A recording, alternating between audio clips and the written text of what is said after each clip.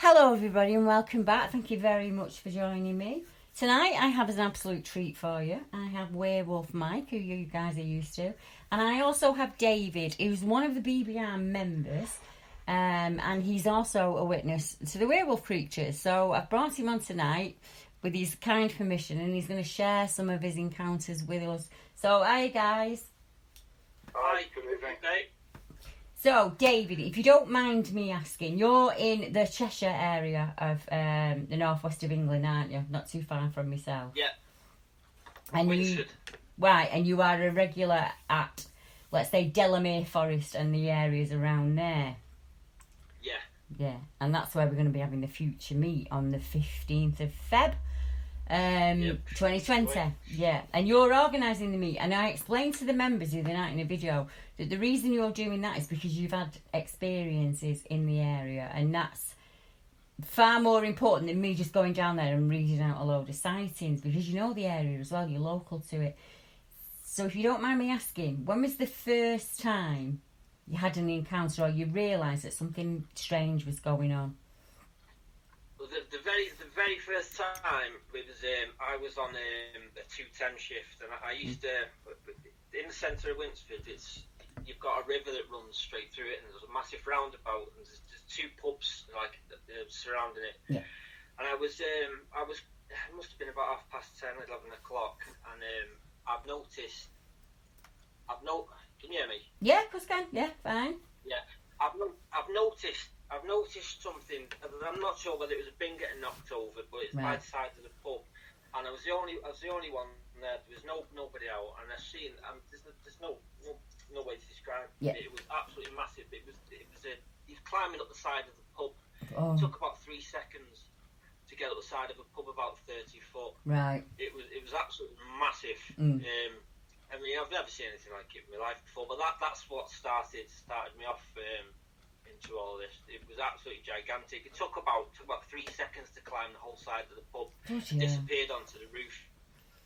I mean, Winsford, I'm looking at it on my map now, and it's completely surrounded by fields and country parks and nature parks, and we've got reports not too far away, in all honesty.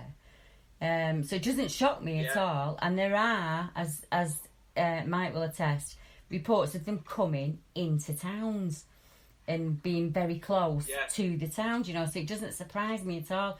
Could you describe it in any way, in what your first impression of it was, kind of? You see, I've seen a few over the last 4 years. Right. And this first one I seen, it was how would I put it?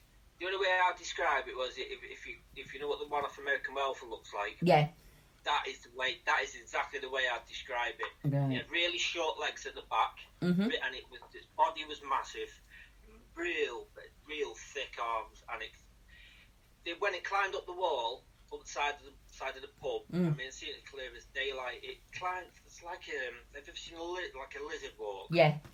Yeah. Really slow. It just did that so smooth, and it went over onto the pub roof. It was dark, it wasn't black. It was like a really horrible, musky grey colour. Yeah. Really creepy it was. But the only reason why it caught my attention because it must have jumped on a bin.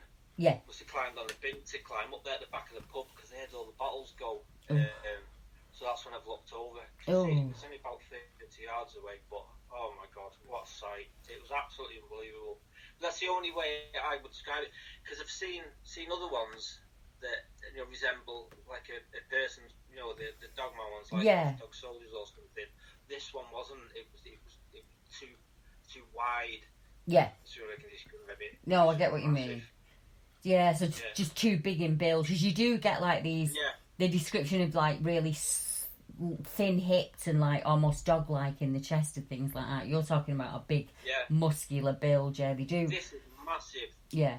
Absolutely massive, yeah. The pub itself, it's the oldest pub at the bottom of Winsford, and for it to climb the side of the building, I'm not joking, it was like 3 seconds. It knew what it was doing, put it that way. It didn't stall as it was climbing up. It must be, because I kept going every time I went past there after that. Yeah. I was a bit taken back by it. Trying to puzzle it out, yeah. Yeah. Yeah, it was my, because I wouldn't go past there after night, but it's just the way, because I went back there in the day and just to see what route it had took when it's climbed over the roof, and it looked to me like it'd gone. Two pubs were attached to each other, but it was a perfect looking post if it wants to sit on top of the pub, and just scour the fields and the river in front of it. It was perfect. It made sense to me. So. It just, to me, in all honesty, as I've been looking, because I know that there are other Jogman reports down there, and not too far away. I mean, if you go through Ed Dunham Massey Way, do you get what I mean? You end up in like Warrington, and not too far from Warrington, you got the Birchwood and Risley reports of this guy, he ran across the road at 4 a.m. in the morning. The guy was driving when he saw it, and he described it as big as a horse, but completely black in colour. And he said it moved so fast, he couldn't, by the time, he said he slammed the brakes on and he looked and it had gone. It was fluid. And there's another one at Tatton Park, which is between you and that report. And he said it went across the road, under the lights of his car, in a fluid, slinking motion. And it's the same thing that you're describing, this fluid movement of them. Yeah, it was so. The thing is, though, it was so.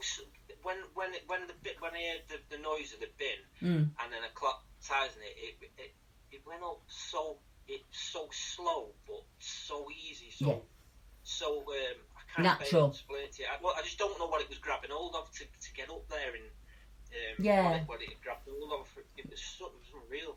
I mean, you're always left with questions, so even if you had the answer to that, you'd still be left with the question of why did you see it? You know what I mean? Why me? That kind of thing. Because, as you say, it's not the first. It was the first of many events, wasn't it? Here's a question I'm going to throw out there, and I'm just going to see if Mike will answer it as well. Do you think that bin noise was accidental? Or do you think that was to grab his attention? I think it was to grab his attention. Because if he hadn't have made a noise, he wouldn't have had a clue, would he, it was there? No, I've never seen a clumsy one. Let's put it that way. Something that moves with fluidity to knock a bin over by accident. Do you get what I mean? It's two juxtaposing things, isn't it? And I really do believe that some people see them not by accident. It just seemed like an accident event. But I think... Well, do you know what my opinion on that is? Because after this unfolded, because I was living on a farm at the time, right? And I used to make this journey all the time, and I was getting the impression every time I was coming home from work. I mean, I was coming home at different times, early hours, between 10 at night and 4 in the morning, and it's full of countryside, and I was the only one out. But I always used to get the impression that I was in the way of something. And I can't put my finger on it, but it sort of made sense when every time that I walked past, because it was really, every time I hit the roundabout, it was putting me off, like actually walking across it. Yeah, I get you. But I couldn't get a taxi at that time, you see, so I was forced to go across it. Yeah, you got to walk. Yeah, that's the one. It was just like I was in the way. It's just the impression I got of it. Yeah, I get you. Like you're in somebody else's kitchen is how normally. Yeah. I think you just need to hurry through that area, don't you? And you don't understand why. I think I don't know if it's an ability that we have, or I mean, my personal opinion is that some people can pick up very easily on that warning that there's something else around. You get what I mean? And I think as it happens more and more, it's like a muscle memory and it gets stronger. And you've got to be of interest to them in some way, or you wouldn't, like Mike, you wouldn't have had so many encounters. No, you know. I don't know whether you call it spiritual or they can sense or feel something about you that makes them feel comfortable around you, or you're attracted to them in some way. But Yeah, that's one of the reasons I wanted to record tonight, because so many people are having the same thing where they've had the experience and then they realise they were really kind of attracted to the subject as a whole beforehand, or had an interest or had dreamed of it as a child, and then they suddenly have this sighting and they're back embroiled again, and they're the ones that have the multiple experiences. There seems to be a kind of a pattern at play, to be honest. I mean, David's 3 years ago, isn't it, really, when you think about it? Me and you were in the same position 3 years ago. It was, it's roughly around 3 or 4 years ago then, but it sort of opened Pandora's box with me because I was getting followed when I was going to the farm. Yeah. I had like a mile and a half to walk down this. I mean, the country lane is hundreds and hundreds of years old. It's one of the most scariest places to walk. But I was getting followed down there every single night without fail. I could hear it in the trees breaking. This went on for a couple of weeks. Roughly about 2 or 3 weeks until we had there's a fishing lake right in front of the farm, and right. I hadn't told my best friend Danny about it. He didn't have a clue about it up until this point. We planned night fishing this one night. It ran past us. A smaller one though, a different size one had ran past us, and I caught it. It was only about 10 yards behind us. It ran past us like lightning. Yeah. Danny heard it, but he didn't see it at first.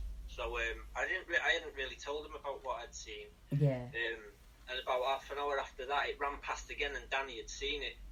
But it took him about 10 minutes to pack his stuff up, and he'd gone home, and I don't think he'd ever fished again. Oh. Yeah, it was quite frightening. But that was a small one, you see. And it went past us, and I've never seen anything go as fast as that. It was just like a blur. It was unreal. And that was right in front, 100 yards in front of my bedroom window. And then it just got worse then after that, and ended up having quite a bad encounter, which made me move out. It's quite scary. If you want me to tell you that one. Yeah, I was just thinking there'll be so many people sat at home nodding their head saying that's exactly what it was like for me. That is exactly what it was like for me. You tend to, I don't know if they're testing you in some way. You tend to see them, and Mike will attest to this, very quickly at first. Really fast, quick, dark shapes moving. Yeah. And I don't know if that's to see how you're going to react, or if that's to get you interested in them, or to see how close they can get to you. There's some kind of test going on there, I think. Definitely. Well, from what I come to know, because I mean, I had the perfect view out my bedroom window, because I used to come home early hours, and I used to have binoculars, because we have a lot of birds, prey, and all different types of animals out there. And there's about 60, 70 sheep, goats, and all other type of stuff. So I had binoculars by my window, but I've come home from work one night, and I was in my bedroom window, and all the sheep had gathered together, and this happened on three occasions, and there's like 60 sheep, and they were all clumped up together. Even the goats had joined them, and they were making racket. It's about 1 a.m. as well, and they were making noise, every single one of them, like they were distressed. So I've got my binoculars, and I'm trying to zoom in on them, and it was a light night, but I've got bushes outside my bedroom window about 25 yards away, and I've noticed nothing was moving out there at all. I mean, it was so quiet, so still, apart from the sheep making all the noises, and they were sort of huddled around the back of the bush. Right. And I can't explain it to you, around the back of the bush. I took a picture of it, and I noticed one of the branches in the bush itself. Right. Yeah. Just one branch, one long branch, and it was swinging like someone had just grabbed it, and I mean, it was quite a thick branch, and it was going up and down. And I've got the binoculars, and the high-powered binoculars, and I was zoomed in on it, and I'll never forget what I seen. And that's when I seen the female, because I could see breasts on it. It was stood right back in the tree, and it was I couldn't see the legs. It was like half cloaked. I could see the chest, and I could see its arms either side, and the arms on it were so long. Right. And you could see the arms, the hands. The hands on it, hand on heart, they were absolutely massive. Yeah. Both of them. They were unreal. I mean, just the sight of the hands, I mean, my heart nearly stopped. So it just sent me back to what I'd seen previously down at the by the pub, climbing up the wall, because it was a total different colour to this one. This was more of a person type one, but it had a massive dog's head. I get you. So more human. It was a female one. Yeah. The wolf-headed. Yeah, the wolf-headed ones. I could see the breast as clearly as anything, and it was stood. It's about 7 foot tall, easy, and it was right in the bushes, but it was staring up at my window. Right. So yeah. I mean, it did. So he'd been watching me, and what made sense to me was because every time I've been coming home and I've been thinking I'm getting followed. I mean, it was so intense and so to make me. I was feeling sick, and I would get the binoculars, and it was always when the sheep would start in the field. Yeah. It's sort of, like They're picking up on it. Felt ill and sick, but oh man, I'll never forget it. I locked myself in the bathroom, but I didn't dare because I was on my own on the farm that night. Right. I got a picture of it. It was so close. But the next morning, my dad picked me up, and I went to stay at his, and I went work from my dad's. Yeah. So I came home the previous morning, and the lady who owned the farm, she's knocked on my room, and she looked really ill, and she said, did I hear anything in the morning? I said I wasn't here. Something's killed all the chickens, all 14 of them. This was the morning after, and they'd been slaughtered. She'd cleaned most of them up, but there was still bodies. I mean, they weren't eating. They'd been just killed and left. Ripped apart. Yeah. All over the place, all over the garden. Yeah. All up the there was chicken over the wall, but under my bedroom window. Right. So that was one of the worst feelings that I've ever had. I moved out just after that. Yeah, I get you. Yeah. The next day, I couldn't stay after that because it was like I was just getting the feeling that I was in the way all the time because I was always out at night, like coming back from work. I was always on the farm at night time. It's like I disturbed its sort of pattern, but you were in its way, kind of thing. Yeah, it's in its way. Yeah. It's awful. It was. Right. I mean, to have it so close and just when I seen the branch moving, and then I clapped eyes on it. It was just staring straight up at me. I don't know how long it had been there, but it must have been there probably with daylight as well. I know. I mean, I've seen that photograph, and I'll include it in the video image so that other people can see it. I just wanted to give you a couple of points of validation before we carry on. The M6, you will know well, as you live in the Northwest. We've got 2 cars of females, and they've been down to a wedding, and they're travelling back on the M6, and they run out of pecker, and they're somewhere around the Cheshire area. She said, I don't know where it was. We're in a tiny little village. There's nowhere open anywhere, and they see this dog. She said it was really unusual, Deb. It looked like a wolf, and it slunk past the car and kind of disappeared when it turned around the corner. She said, we all put it out of our mind, and, we managed to get petrol for the car. We set off, and one of the cars then has a puncture. So by the time this picks the puncture, it's quite late on at night when they're on the M6. And she said, there's 2 cars of him, and one car's way out in front than the other. And the phone rings in the back car because the girl in the passenger seat of the front car sees this upright, she described it as 8 feet tall, thickly muscled, massive arms on it, definitely a dog-like face, running down the motorway going in the southern direction as they're driving north. Or say they're going east and they're driving west. I'm not 100% sure. So then you've got all those people turning the reds to get a look at it. Do you get what I mean? And they all giving different descriptions. So some of them that have seen the back of it are saying it was a man. It was a big, thick, muscly man. So about 6 or 7 weeks after, I talked to him again. And she says to me, and she hadn't said it the first time, oh no, it was clearly a woman, it had breasts. And I said, that was the first girl that laid eyes on it. So she had a full frontal look at it. And she said it looked like a thick, muscly human male, completely like hair covered with a dog's head and breasts, definite swinging breasts. She said it was definitely female and it had babies. Other women can tell when other women have had babies. And she looked like she wasn't in the prime of her life, kind of a thing. And that's not 15 mile away from where you've had your sighting of a female. That's amazing, that is. Yeah, I don't need to word this right, but when I said that the first thing I noticed was its breasts. And that's the first thing that stood out to me. Because, like it's different. I couldn't see its legs. It was completely cloaked, completely camouflaged with the bushes. Yeah. I mean, it was so unreal.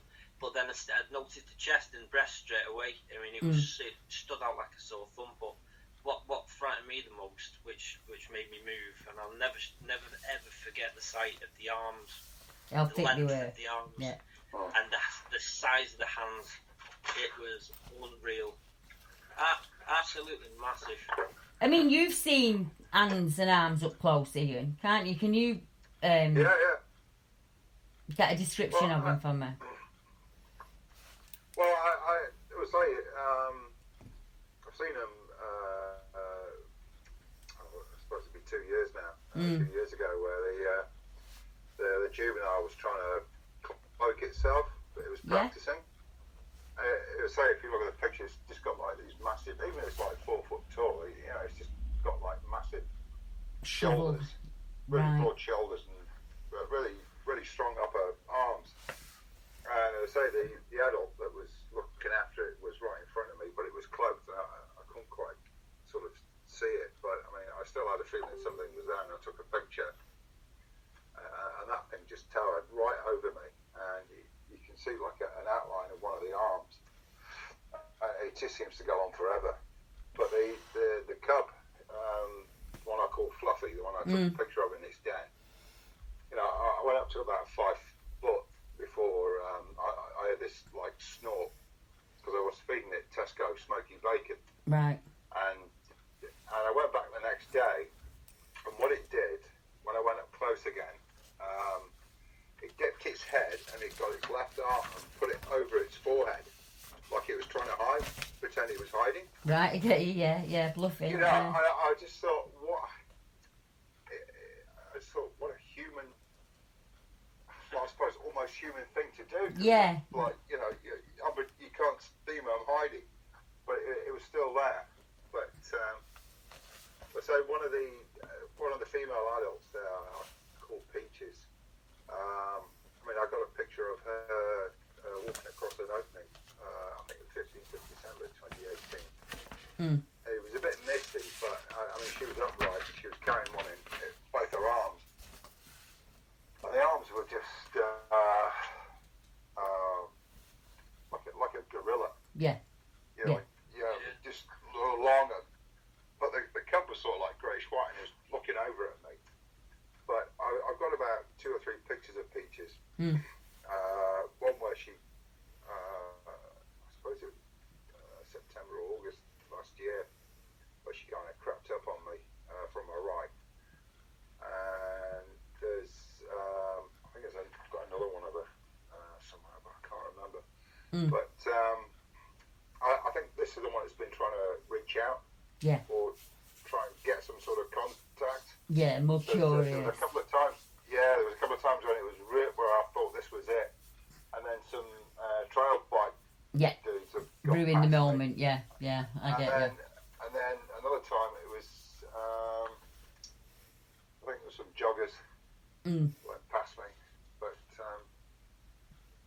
You're laughing. I mean she was about 9 foot tall.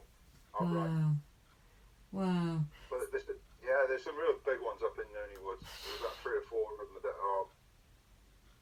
What type do you think it is? What type Doberman do you think it is? Originally I thought I had like a canine type, like almost like a German Shepherd type. Yeah. But I found a couple of prints that would indicate at least probably two types up there. Different kinds. The reports come in differently. It's not all the same, because you get werewolf reports that have hands and feet and no tail, and you get werewolf reports where they have a paws, dog-like legs, and a tail, upright ears. So they do come in different categories. And then you've got the baboon, where they say it was dog-like but not like an Alsatian, more like a baboon snout. Or like the snout of a staffy dog, more pronounced and much thicker snout. So they do come in varying descriptions. Yeah. I mean these. I think these two types are mixing together, or they're living alongside each other. So I've seen greyish ones. I mean, the ones I've seen predominantly are just black, just real dense. Very black. Yeah. Well, think of the woods. Think of the woods at dawn and dusk, and you can't see into the trees. It's that black colour, and that's ideal. And I think you get some that are much paler, like almost like a like a beigey, browny, grey colour. People describe it like this. I've got one. There's a Watlington National Trust Park. It's like one of these natural trust things, and it's almost like it's got ginger streaks. It's white, but it's got like. Yeah, sorry. Sorry, Mike. No, I was just going to say what you just said there. The one where I said me and Danny I hadn't told Danny about what I'd seen. The one that climbed up the pub roof, and I brung him to the farm because I'd only just started living there, and we were fishing. And the one ran past us. That one was stripy. That one was brown with stripes. Different colours. It was like a beigey colour, but it had darker brown stripes. You do get down that, like tiger stripes. Yeah, you also get this a mottled look where they'll say it was all kind of different colours and just messed up, and it were a mess. And some will say, "Oh, it said sleek." I think it might be down to the individual, But I know me wild man. I'm not, I don't know. I don't like the word dog man. I always think of them as bipedal canines. Yeah, because they're like kind of upright in the canines. But you also get that dropping down to all fours. Some will say it's a gorilla stance, where others will say typical dog stance, the way a dog would stand. So I think there's two different, at least, let's put it that way, at least two different kinds out there. Let's put it that way. Yeah. You know, I say I've got one with I've come across one with 5 toes. I've got prints with 3, and one that's got definitely like a typical canine type print. Yeah. Which I've only just found in the last couple of months, but they're just too big for a normal dog. And at first I just thought, maybe it's just an oversized dog of some sort, So I looked at some of the prints that other people have pictured, and I found a couple that just match mine. So I get you. So you found that, validation. I sent a copy of one to David, and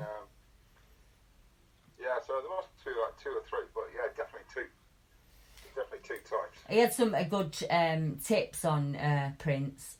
Sean White and Dave Davis, who both work with dental materials, said if you can get some dental casting resin, you'll get a much better print from it than if you. And it's it's handy to have in your kit. You're not having to lump a load of plaster of Paris around with you. Just my advice would be, if you're going to take any cast, don't brush the soil away, because if there's any DNA in that print, it's going to be in the dust as you pull the print out. Do you get what I mean?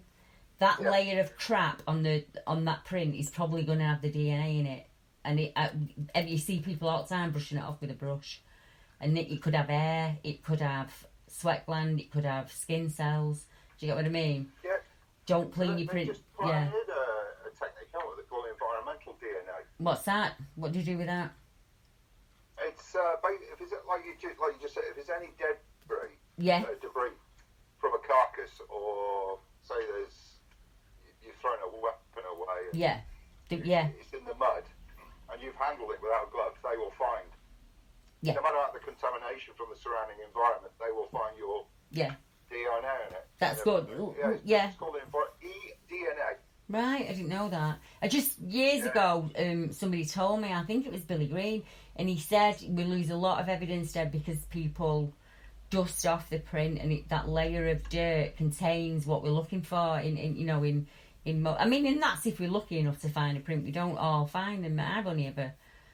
I found one definite one with toe marks within it, and I found one where it's been in a peaty substrate. So as I put my foot, the print were filling with water, and I put my foot in and done the same thing, and my print filled up pretty quick. So wherever it was a minute in front of me, and it went across the swamp, and you could see where the steps were going across the swamp, but it ended up at the back of my house.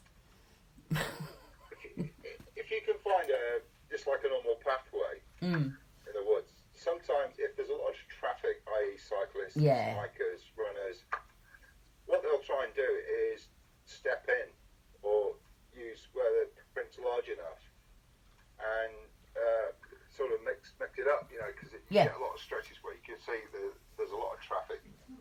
Oh, the masses of stealth. Like Masses of stealth moving around. Sometimes they'll take a normal trail or a pathway, and they'll hide their prints in a heavily used pathway. That's why I wonder. I wonder about David and the fact that she's shown herself to him, and he's. They don't make mistakes, do they? They're that strategic. No. They're not showing themselves to you for nothing. There's a reason.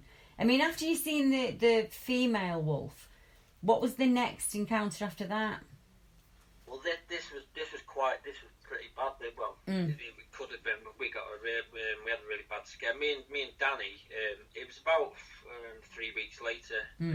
We went camping. It's about 5 miles away from this farm. It's called Nunsmere. You're not allowed to camp on there, but it's a big lake, but we like to go out there. You know, I get you. And everything. We'd got there about I don't know, about 6:30 in the afternoon. It was really quiet. We'd set up all the fishing and everything. Now, I hadn't gone into any detail with Danny because I was struggling to find a way to explain what I'd seen, even though we'd seen that briefly the one on the farm that ran past, the brown stripy one. He didn't. I never talked to him about it. I've never told him about the female one or why I left the farm. But go on, sorry about around the houses. But so when it's got to about 10, 11 o'clock now, and we'd had a little fire going. Now behind our tents were next to each other, about 5 yards away from the lake. Behind our tents, say 20 yards, there's a big bush, massive bush with 4 trees. Yeah. Now, I can't remember what I was doing now, but Danny was nowhere near me.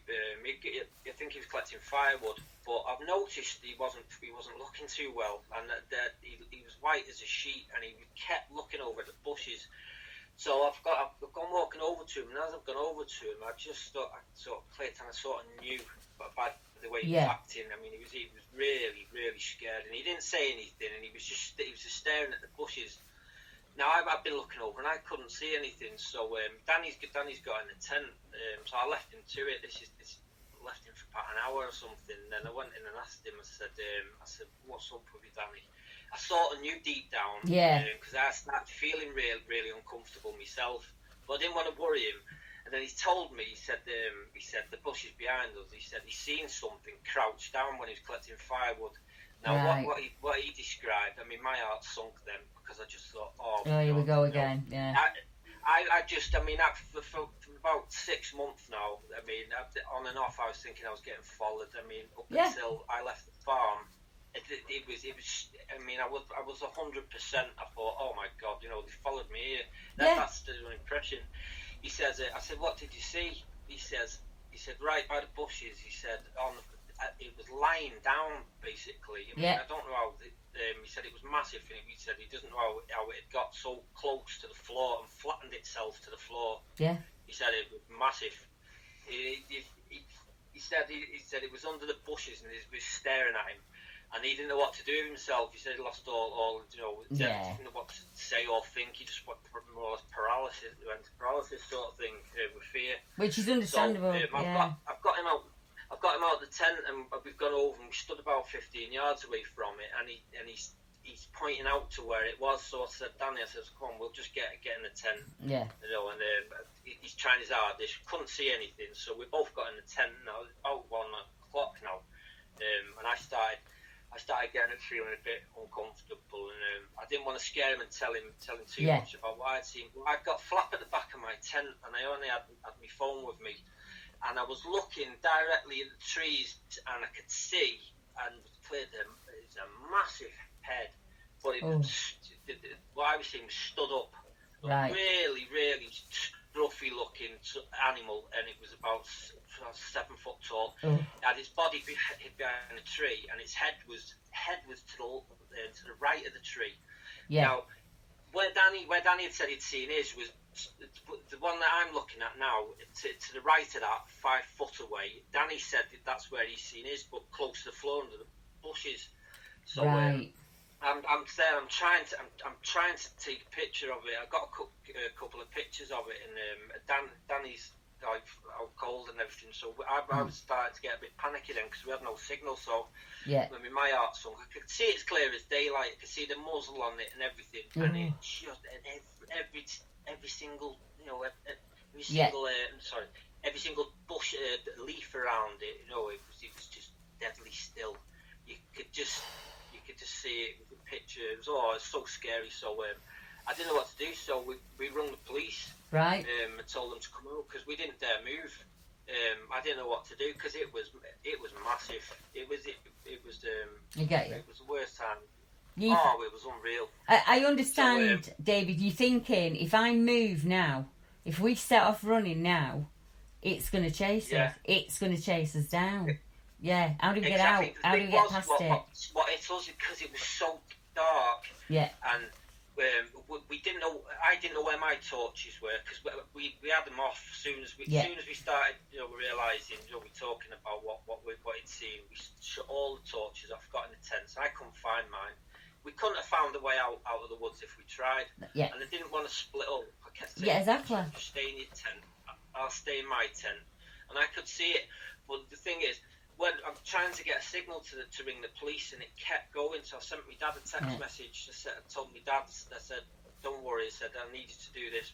So my dad, eventually, he's got the message and he's rung the police, and they got to us at 8 o'clock in the morning. But from going back a bit, round about 5 o'clock, I had moved out my tent, and I'm focusing on this animal, and it would move every now and again its head slightly. That's all it would do, and this went on for hours until daylight come, and I could see it as clear as daylight. I mean, until about 6:30 in the morning. I got a real good picture of it, but when I've took the picture, you can see one that's crouched to the floor, and its head is massive. You won't see anything like it. It's next to the one I'm looking at, but it's a total different. It looks like a total different creature. Its head is massive. Its mouth is massive. Danny seen one, so there was 3 there in the end.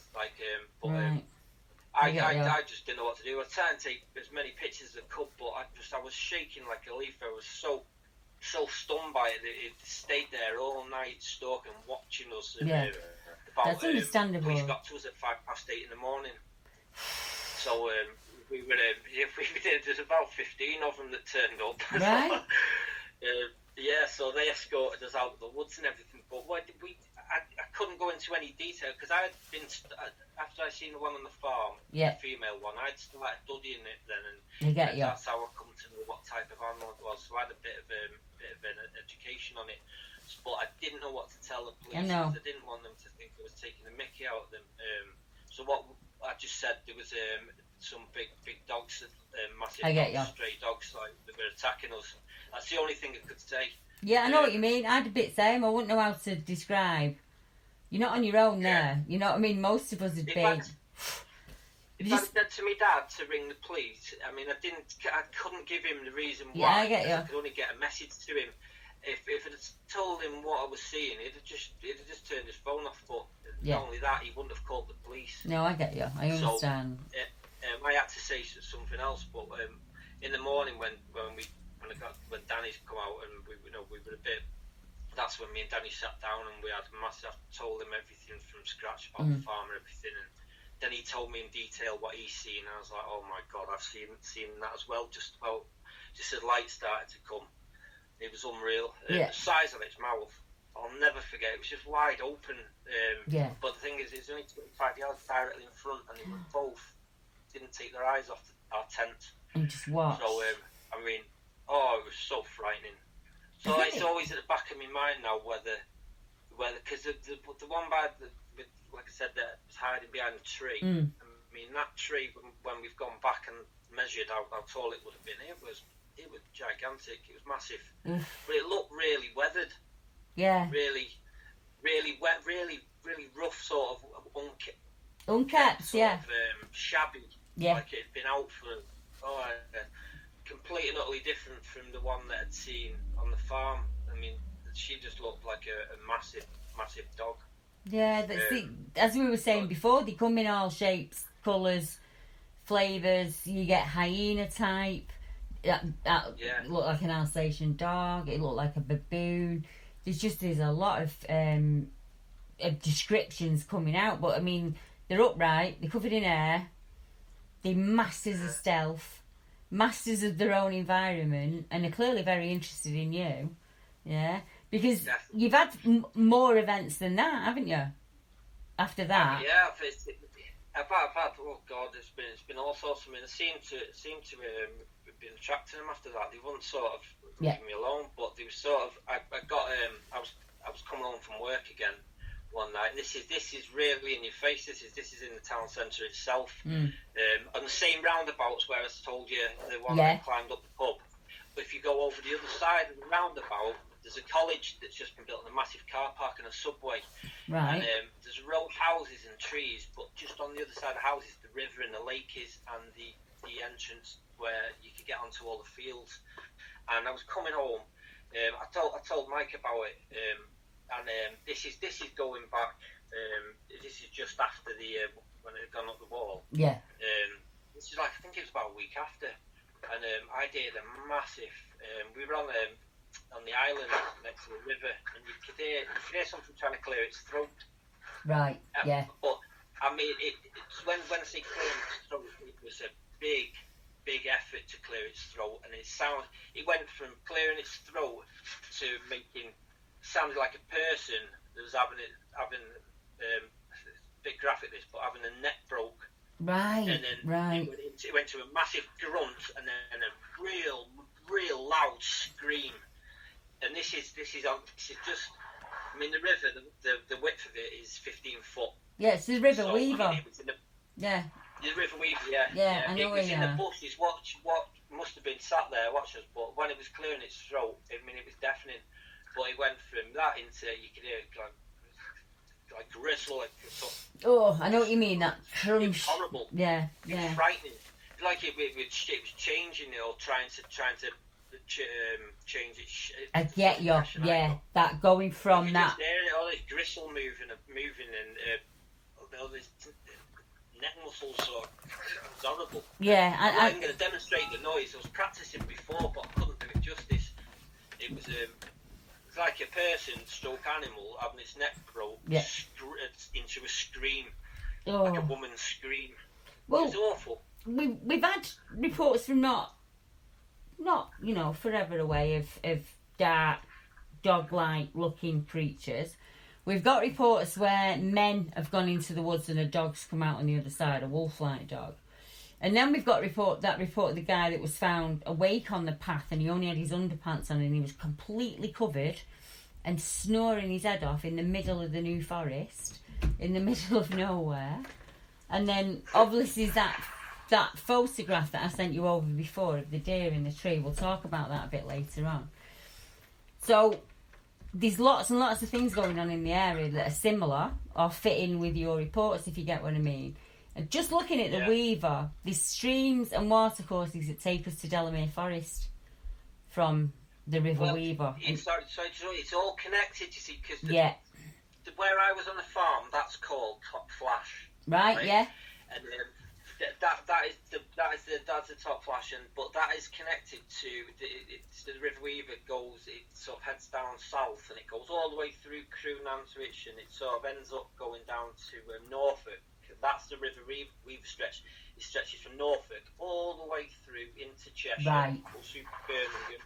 But there's a canal running alongside it as well, which runs the same length and breadth of the country. When you're at the Flashes, the River Weaver goes all the way through, goes through a place called Northwich, goes all the way straight up through into Runcorn, and it hits Liverpool, veers off left, and then it veers off right and goes through Manchester, cuts straight through your ways and goes up through. It can from there. It can hit the Ribble Valley, the Wyre Valley. It can hit the Manchester Ship Canal route, take the Irwell. It basically, it's just a really interconnected area for rivers. You go down to Buxton, wherever you want to go, you could go from that Weaver, couldn't you? And I'm interested in Delamere because obviously we've got people coming down, and we've said that we'll let them camp overnight and stuff with you guys, and you get activity when you're out. So I'm just giving them a warning now, because they will hear this before we have the meeting. that if they're coming out, there may be a possibility that you could have, some interaction. Tell me, if you don't mind, will you tell me about the satellite trail? Because that interested me. Yeah, this is the best one. This is because me and Danny, we'd sort of teamed up now, and it was hard to shake off what we'd seen. So we decided to sort of study and hobby. And we started to go camping. Funnily enough, but we went to. You're not allowed to camp at Delamere at this point on the satellite. It's the back of Delamere and it overlooks the whole entire forest. It's beautiful. Yeah. You're not allowed to camp up there, but we got all the stuff. We got there late at night, about 10:30. So it's pitch black, and we found this spot overlooking the whole entire Delamere forest. It was beautiful. Now, there must have been about, we got a time, as soon as we got a fire going. Just a minute, there's a lot of, one sec, there's a lot of background noise going on. It's like if someone's moving, or sounds like someone's doing the pots. Right, it's gone now, that's better. Yeah, that's much better. Yeah, that's much better, right, go on, sorry. Yes, so about 1 o'clock, we hadn't, because we take telescopes with us as well, because we have a look at the skies and stuff, and it was quite a quiet night, and the forest was quiet as well. Not a peep up until about 1 o'clock, and it started getting a bit cold. So I said to Danny, I said, we've got these logs that we bought from Aldi, and I said to Danny, I said, should we risk putting a fire up, just warm hands and that? So we decided to. So we lit a couple of logs. Now, no sooner had we lit these logs, the whole entire, I'm not joking, the forest on which we were facing, about 200 yards away, just come alive, and this the animals the noise they were making, it was like have you ever heard the expression of a yipping? Yeah, I know what you mean. Yeah, well, it's straight away. It was coming from all over the forest in front of us. And I know what it is now, but at that time, I sort of thought, oh my God, what have we triggered off here? Because it just looked like we'd woke the whole entire forest up, and it was like a panic feeling. So I said to Danny, I said, put the logs out quick. So we're standing out like a sore thumb now. Because I started getting a bit nervous, and all of a sudden it was a bad idea. So we decided to sort of put the fire out, and we got in the same tent together. But for about an hour and a half after that, you could hear these animals, and the noise they were making, running about, was unreal, making a yipping noise. Now, what I found out from friends that I know in America over the last 2 years that have had a lot of dogman activity on their farms, and I'm talking the stories which they have some real intense moments with them. Yeah. The noises that the dogman makes, it was a yipping. Yeah, to move on. To get them to describe it, and described it like, I sent you the clip on it, but it's a hyena. Yeah. It's exactly the same noise the hyena makes, the laughing hyena. That's the exact noise they were making. And it's a communication to each other. Yeah, it is. I was just going to say that. It's because you're in their area and they are communicating with each other, and they're also communicating with you to try and get you to move away, because it's easier to move you off and not reveal themselves than it is to all come charging out, and then they might get caught being out in the open kind of thing. So some people call it yipping, others say like a dog going like coyotes. It's that coyote kind of. That's it. Yeah, exactly that. Like it. Yeah, exactly. I've heard it so many times. Yeah. And then, because you think... That's a good impression, that one. Yeah, and people think that the only noise they make is this howl, and there isn't. Dogs have their own language with other dogs. It's all about body language and how you present yourself. But there's a communication going on, isn't there? It's to move you off. That's what it is, communication. Yeah. That's what they were doing. Because I said to Mike, I was trying to... Mike asked me, he said, how many of them do you think there was? And I said to Mike, I says, there must have been about 6 or 7 of them. Yeah. Or 3 of them just running about the forest really quick. Yeah. But they were communicating all over the forest. But when I've sort of studied and when I've got this yipping and the hyena noise, it's a communication to let them know where each one of them is at every given time. Yeah, that's how. Don't take this the wrong way, but that's how they hunt as well. They can, it's true, they can move you. I mean, I've got to be honest. They can use it to move you from the area because they don't want you there. So they'll scare the crap out of you, so you'll move on. but like the army would shock and awe you. But they will also use it to divide and conquer. So if there's two and they really only want to take the one lame one down, then they're going to, like they do with deer, they're going to corral that lame one, the one that they chose, they're going to corral into a position where they can get it. And that's typical hunting behaviour. And I'm not saying it to freak you out. I'm just giving you some... No, it was. I totally agree with you. I mean, deep down when they were doing it, because Danny didn't have a clue. Yeah. I mean, I'm sort of... I'm 2 years ahead of him with I get you. regarding all this. So I didn't want to share too much knowledge with him of what I've picked up, because quite a lot of the friends that I've got, he doesn't really know. And I know what you mean. You're trying to introduce him gently. Yeah, trying to steer him gently into the... So I don't want to lose him, you see, but because he's my right hand man. I mean, I wouldn't be able to get out there as much as I do if he wasn't with me. And there's a lot to take on, especially when you're out there and things go wrong, because you don't want to sort of make a mistake. Yeah, exactly. That was definitely communication all over the forest. I mean, from what I gathered and everything. So I mean, we've not been there since. It's a learning curve. Yeah, it's a learning curve. Even I'm still making mistakes. I got moved on at Halloween, and I knew I shouldn't have gone. I felt it in my gut. When he said where we were going, I actually went, ugh. And I still didn't take any notice, and I went anyway. And it was the worst experience, other than seeing it in the park. It was the second worst experience in my life, and I won't ever make that mistake again. But it was just a mistake on my behalf. I didn't listen to me gut. And I knew the signs. So if someone like me can still blunder in, they might not have been moving you out of the area out of negativity. They could have been moving you out of the area because you were in the way. Like you said, you always feel like you're inconvenient in a way. Lots of witnesses say that. As soon as we lit the fire, it was about a minute after they come out. So I don't know. I mean, from the other side of the forest, I mean, they must have been able to see that, because me and Danny more or less jumped on the fire to put it out. Because I said to Danny straight away, I said, "Oh, I think we've just made a mistake." I said, "We've got to get this fire out." And we were stamping on it, and we were knocking logs on fire everywhere. I mean, we were in a bit of a panic, really. But that's when we thought, "Oh God," because we couldn't. There's no way in the world we could have got, because the only way home. The car park, we got there in taxi. I mean, we're the only ones out there. So again, we were in the same situation. We were stuck. Yeah. So, we sat it out till the morning. But, it's amazing. It's.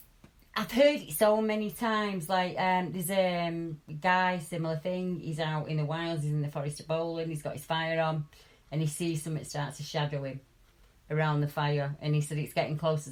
I could see the bulk of it, I could see the colour of it, I could see that it was dog-like in nature, and he said it would have been harder to get out of that spot past it than it was to remain there on his own with his back to the rock, and that's all he had. And his choice was either stay there till daylight and just hope it didn't get him, or walk out, risk mechanical injury, risk getting lost. You know what I mean? It's not something we need to be doing, is it? If I'm just going to stop recording just for a second, because I'm going to do this interview into 2 parts. So if you're listening and you're out there, just give me a second and we will be back. 1 second.